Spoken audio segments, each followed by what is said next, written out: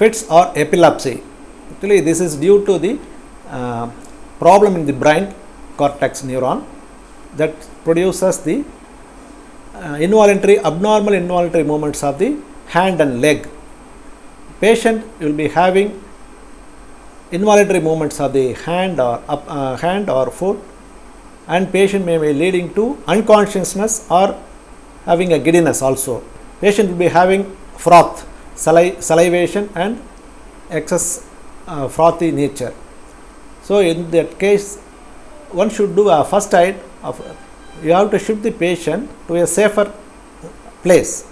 Suppose the patient is walking along the road, he has to shift on the safer side. Patient is standing in the staircase, it should be brought to a plain level. The cloth should be loosened and the tightness should be avoided. Patient should be put on the reclining position or the turn on one side, so that the froth will be coming and towards the one side. You should not introduce your fingers into the mouth of the patient, so that patient will bite your fingers and patient may have a chance to have a tongue bite.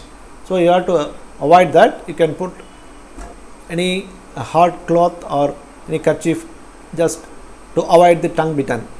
And patient once wake up after a minute, please avoid to give any drink. Patient should become a conscious level, then only you should give any coffee, tea or a milk, something like that. Otherwise the patient may get choked with water, whatever you give it. And please take the patient to a nearby doctor or hospital to evaluate the cause for fits, because the fits is only a symptom.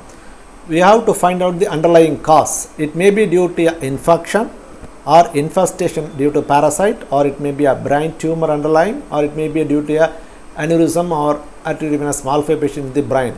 So that sometimes what will happen due to the infection, like tuberculosis, it can produce a infection in the brain cortex. It produces a like a granuloma. It's a white like a solid structure. It produces the fits. Sometimes infestation of due to the cysticercosis on any parenchymal, that is the brain infection due to worms, it can also produce fits. These fits are controllable due to appropriate medicine. If you give medicine, it is totally curable.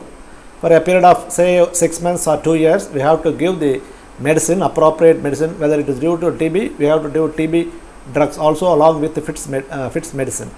Suppose if it is due to brain tumor, we have to submit the patient for surgery, depending on the it's a benign, that is a non-cancerable lesion, or if it is due to the cancer also, we have to do operation and take out that tumor.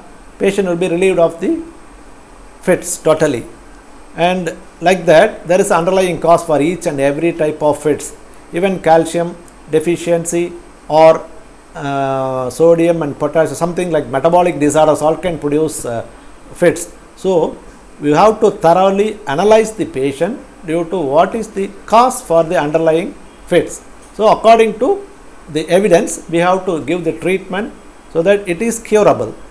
And intractable seizures, there is a role of surgery also for the, suppose some patients do not respond to the highest dose of the medicine, then they selected patient for surgery.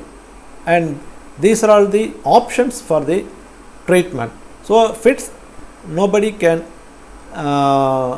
get annoyed of this thing. It is only a symptoms. So whenever anybody, if you see any patient having a fits, you have to test the underlying cause and appropriate treatment should be given, and it is completely a curable one.